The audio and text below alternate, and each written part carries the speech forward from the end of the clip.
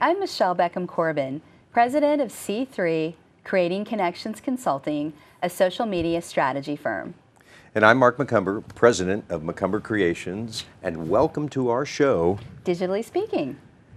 We're so glad that you joined us. We have a very special episode to share with you today. But first, I want to recap for our viewers what we talked about last week. And if you missed our show, our last show, you can look for it on YouTube or on the ACTV website. It's show number 11. And on show number 11, we had our very first guest on the show. Great guest, too. Yeah, we had Greg Harshfield, and Greg is the brains and the fingers behind the blog around Anderson Township. And Greg shares all kinds of things that are happening in the township, good news, events, etc. And he talked about all of the various social media vehicles that he uses to help promote the blog. And even as recently as late May, Greg's blog was very instrumental in raising awareness to help find a missing UC student and Anderson resident, Brogan Dully. So it was very helpful to be able to help share the information about what was going on. Yeah, an award-winning blog, mind you. He's really done some amazing work, and a lot of folks in Anderson Township were really happy that he took the initiative to put that together, and has done some very good works. And it proves the point, as we were chatting earlier, about the amazing thing about the digital age is how fast things can happen and how fast communications can happen. And in the case point that you just made, how all of that works so well to help expedite the whole thing. So digital age working for us. That's right, right. Whenever there's a message that needs to be spread, no matter what that is, whether it's a marketing message or, to raise awareness about an issue or to get some assistance, boy, social media tools are just a great way to spread that kind of instantaneously. Yes. And of course, that's what our show has been about, and we'll talk a little bit about that towards the end. But today, Mark, I thought might be a nice idea for us to talk about reputation management. Mm-hmm. We've spent a lot of time talking about different social media vehicles, and I think it's a good time to kind of put, pause on all of that discussion and really take a look at, okay, we're operating now with all of these social media platforms. How do people navigate through the platforms in terms of their own personal brand or their business brand? And so when I look at reputation management, I kind of look at it in kind of three separate areas. So a business really wanting to have an ear to the ground to know what are our consumers or potential consumers or maybe even our haters saying about us, right? And then there's that the personal reputation management. What are people saying about us, just in general as people? Or students even, and then even from a job search point of view.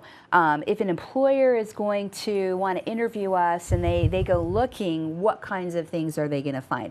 Will that assist me in kind of snagging that job or could it hurt me? So reputation management is important for everybody, basically. Brings a whole new light to the phrase, your reputation precedes you. So that's good. We have access to so much information, ladies and gentlemen, as we've talked on this show so much about as we relate to branding a lot, as it relates to businesses and people building businesses and people who maybe are entrepreneurs who are small businesses, and the brand really becomes as much about them as an individual, if not more than the business. Even though they may have a business name, it becomes so much about the connections that the individual has in a business such as yours and such as mine. Your reputation does precede you a bit, and with the digital age, it's easily accessible. So reputation management is a really hot topic, and we were just chatting about how reputation management can start at a very young age these days. Not like in the past where you didn't have these platforms that immediately catapulted your image, your whole personification, qualifications, etc., right to the forefront of a medium that can broadcast it to as many people as the doors are open to accept. So right. you got a lot of Facebook friends, you do a lot of Instagramming, you do a lot of video posting, etc. You're out there and for the world to see, so to speak. So reputation management. Right, and there are actually lots of firms out there that have sprung up over the years who specialize in helping companies kind of clean their image. But what I'd like to do is to share with our audience some of the things that they can do on their own. Again, whether you're an individual or a small business, so that you don't have to go and pay someone to do these things for you. Just a couple quick tips on what you can do yourself. And I think before we get into what they can do, I think it's very important for folks to really understand how the various social media platforms work, which obviously is the whole point of our show, Digitally Speaking, but to make sure that you really understand all of the settings and how you can make changes to protect your reputation. So basically, to start off, once you've got that understanding, and you can watch all of our previous 12 episodes, and that'll give you a nice understanding right there on some of the major tools. But, to actively monitor what people are saying about you. And you can do simple things such as set up a Google alert. And I don't know if we have talked about Google alerts, you and I, before. Briefly. But for people who may not know, lots of people at this point have done Google searches on themselves. You can actually set an alert so that you don't have to keep doing the search over and over again. And whenever Google finds something with the keywords that you've used, your name or your business name or anything else, it'll send you back results via email. So that's kind of a nice way to be on top of those kinds of things. You can also use social media dashboards, which we've also mentioned in the past, like Hootsuite, to be able to track, again, keywords that may be your name, and you'll be able to stay on top of social media comments there. And then there are other sites that a lot of times businesses forget about, sites like Yelp or Foursquare or Glassdoor or Merchant Circle, where people are able to share what they think about your business or your company. And so you really want to be on top of those sites, again, ear to the ground, knowing, keeping track of what those folks are actually saying. So you mentioned about young people kind of having that need to kind of create that online brand. And what I recommend that people do is to, again, we're talking from a personal perspective here, proactively build a positive online brand. So for young people, this is especially important. So, with high school students, create your own blog or your own personal website that will house the information that is all about you, that you have control over. And if you're a little bit older, maybe beginning of college, obviously establishing a LinkedIn profile. Again, you're in control of the data and the information that's placed there. And so that when people are searching, and by people I mean future employers, maybe colleges, etc., we want them to land on the sites that you've created with the content that you're in control of.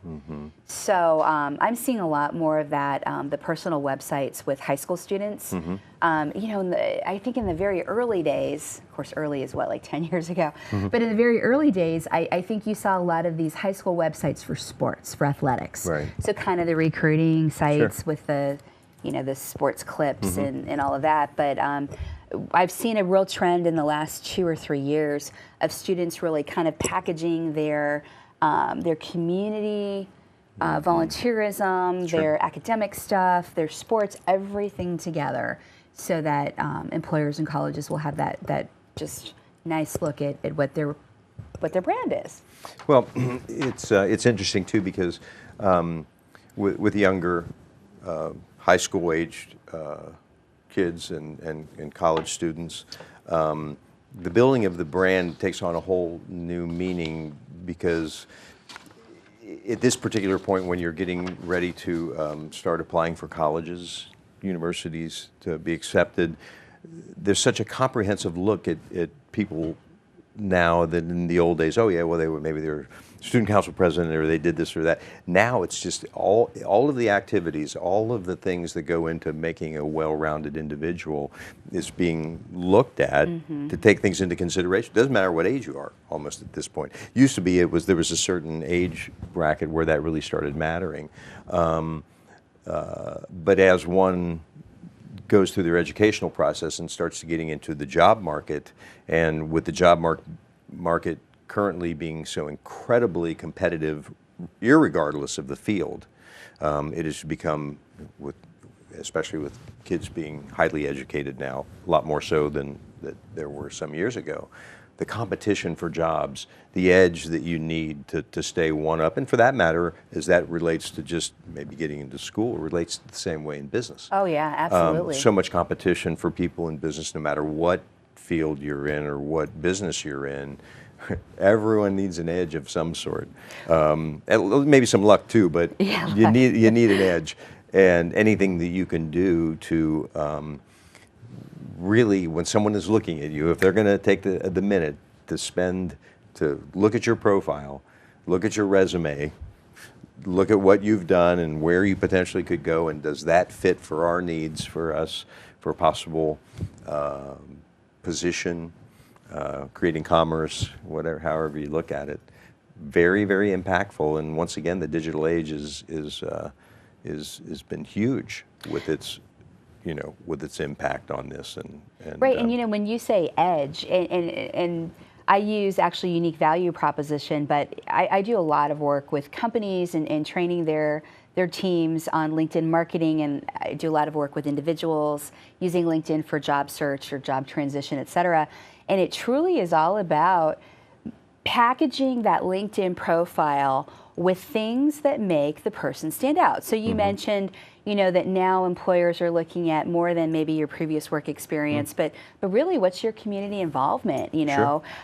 Do you sit on any boards? Do you volunteer? They're looking at everything. Everything. And so the key is again packaging that brand, your brand, in the best possible way to make you stand out. Sure. So that's what you got to do at the beginning, and once you're there, then that managing of the reputation is really staying on top of what you've created, but then also really being cognizant of what other people may be saying about you. So, one question that people bring up is, well, what happens if there is something negative out there?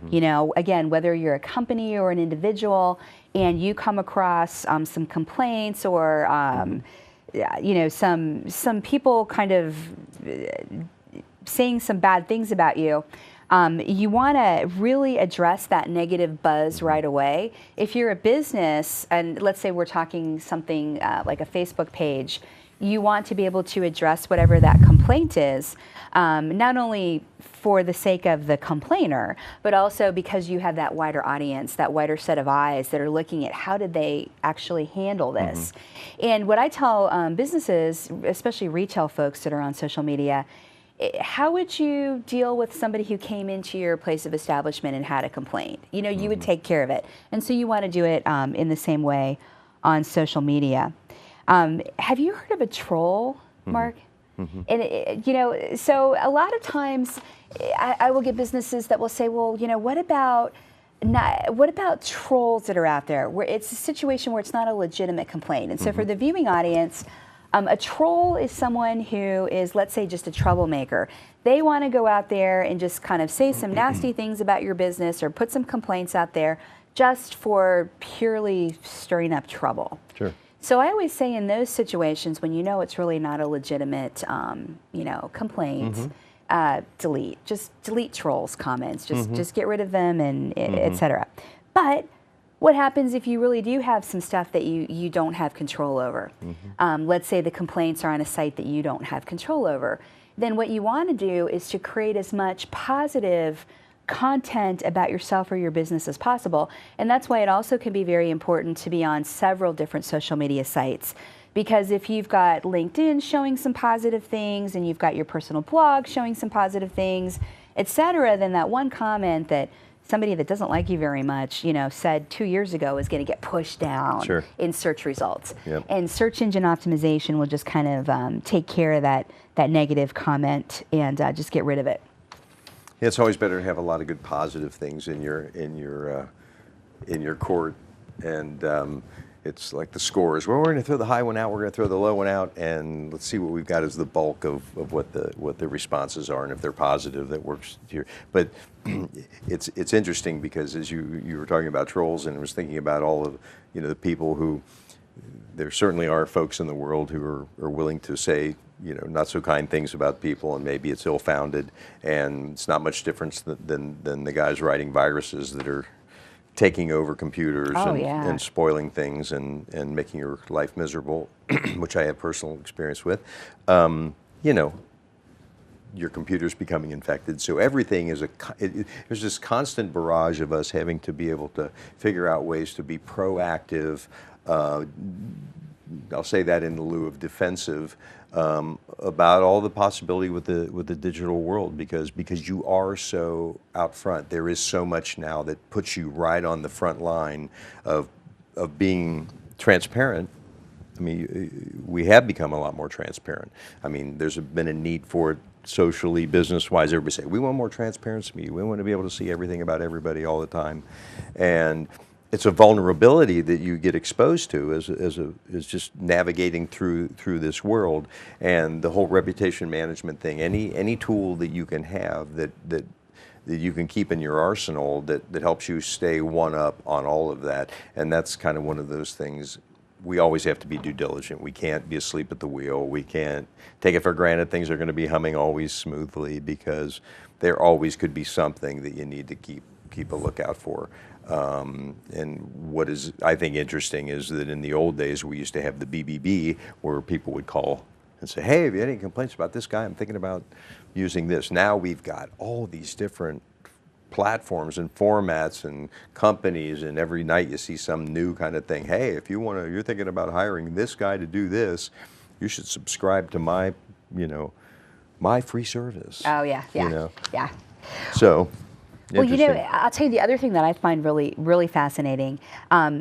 When you're talking about, let's say, blogs or news sites, I think originally people had the ability to do some anonymous comments. Mm-hmm. And I think after you got some of these kind of trolls really becoming very active, mm-hmm. organizations got smart and said, okay, let's say our local newspaper, if you're going to comment, you're now going to log in, let's say, through your Facebook account so we can see who you really are. Or even on a Facebook page or a group page, what I've seen is that I still feel that when people are on their phones, because today the majority of our work is on our mobile phones, iPads, etc., or on the desktop, I still think they're alone, and there still is that kind of courage to be able to say things that they might not say if they were right in front of you. Sure. So I've seen situations with local news stories where some of the things that people are saying, and their identities are right there, so mm-hmm. no more anonymous, right? We can see their names and their pictures, and the things that they say are just so unkind and mm-hmm. sometimes nasty. Sure. And I just think that we're also moving into this age of people feeling that when they're alone communicating, that they just become, they've lost that ability to hold some things in. Maybe one of the downsides to the autonomy that we feel with our devices now, we feel separated, so we no longer have to worry about it because our thumbs go to work and we thumb things that maybe if we thought about it twice before we hit the post, Exactly. They used to say in the old days, I wrote a letter, I'm going to write him a letter. Well, go ahead, write him a letter. So by the time you wrote the letter and you got it all out on paper and you looked at it and you read it and you slept on it maybe for the night, you go, wow, I don't know what kind of a mood I was in, but I'm glad I didn't send that letter, by the next day. But now we have this all of a sudden, post, boom.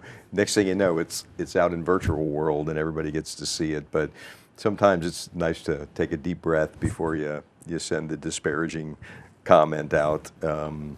It's nice to be civil. You know. I have to say, when I first started with Procter & Gamble, my district manager was someone who'd been with the company for, probably 25 years at the point that we intersected. And one of the first things he said to me when I first started working was, never put anything in writing to a client. Right. Well, yeah. Well, it's a good purging exercise, though. I find that writing is, for me personally, because I do a lot of writing to begin with, is always a good way to get a lot of thoughts out, good, bad, or ugly, on paper, or at least thoughts so you can review them, etc. But I think again, one of the good things about the digital world is there are folks that do that, but there's an awful lot of folks that still are really about positive reinforcement. Yes. And I think that is the good news to it, is that's the predominant error. They do outnumber. Yes. And as a result of that, we see so many great things and awesome things being done, and great ideas, and genius rising to the top, as they say in the old days, about how society transmutes, gets better, grows, brings all this great stuff to the forefront. And so it's a revolutionary time. The digital age has been really amazing for that.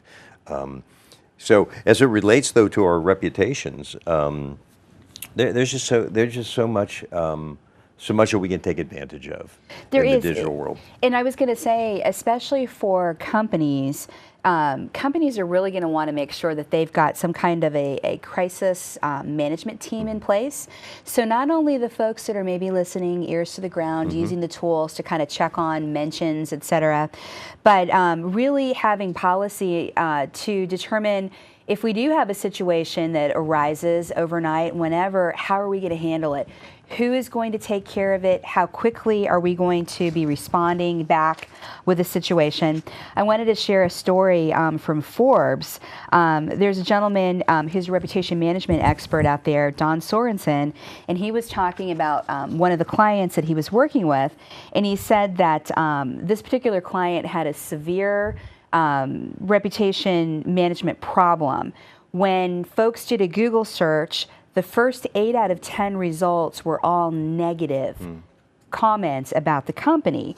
And so when he got in and really took a look at everything, he found that the company had actually lost nearly $2 million in a year in sales because of all of the negative links that were coming up in search. So they really had to put together a program to take care of that and get them back on the positive end. But so these negative comments and negative information about the company was really hitting them where it counted.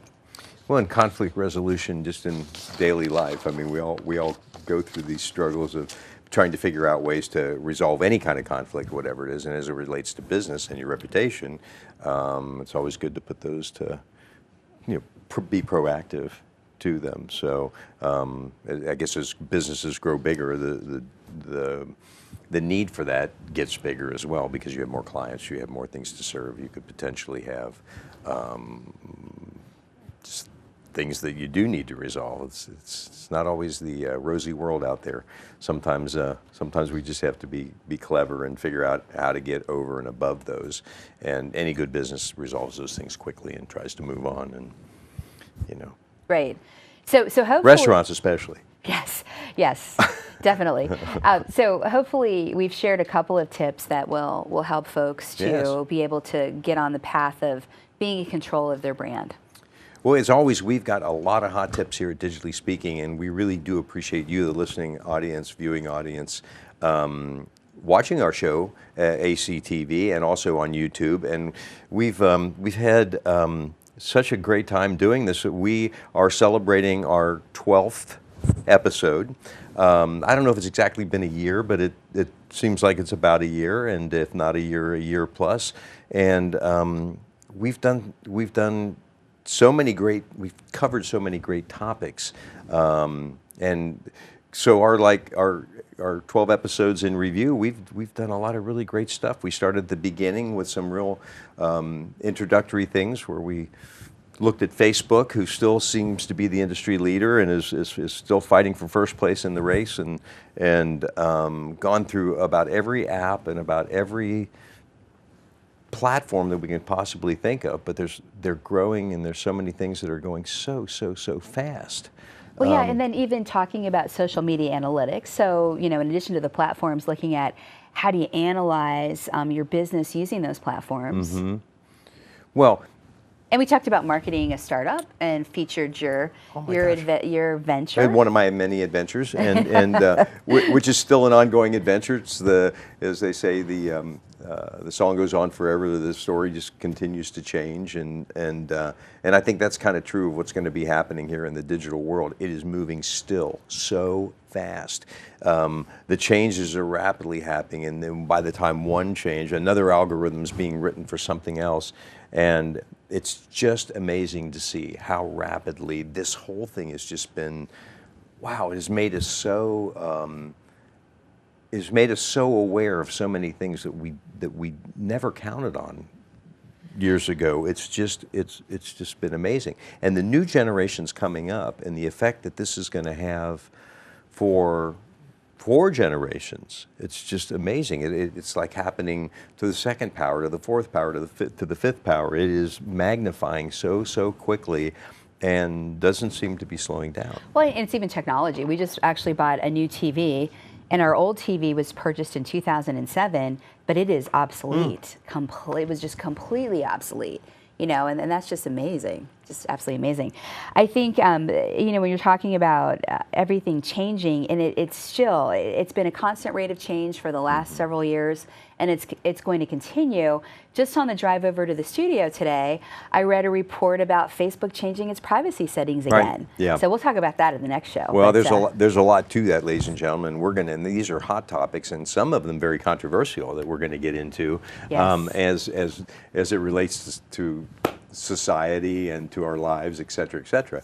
But hey, on this note, I want to congratulate you for a year of just exceptional work on Digitally Speaking, and thank you. It's been just a blast to host the show along with you. Great teamwork. And I want to thank everybody here at ACTV, Nikki and Shane and Andy, who have been so instrumental in helping us and being supportive, and the wild crowds and the throngs of people that gather outside and support us. But we've got a big party to go to, ladies and gentlemen, because this is truly, we're celebrating our one-year anniversary here today, and we have some cupcakes, we've got fireworks, we've got all kinds of stuff going on. But again, we want to really thank you for your support and for viewing our show, and hopefully you'll stick around with us, because we have a lot more great stuff up our sleeve here at Digitally Speaking. So thank you once again for joining us. And there will be a lot more to come. So on behalf of Michelle and myself, please join us for our next episode. Thanks again for joining us here at Digitally Speaking.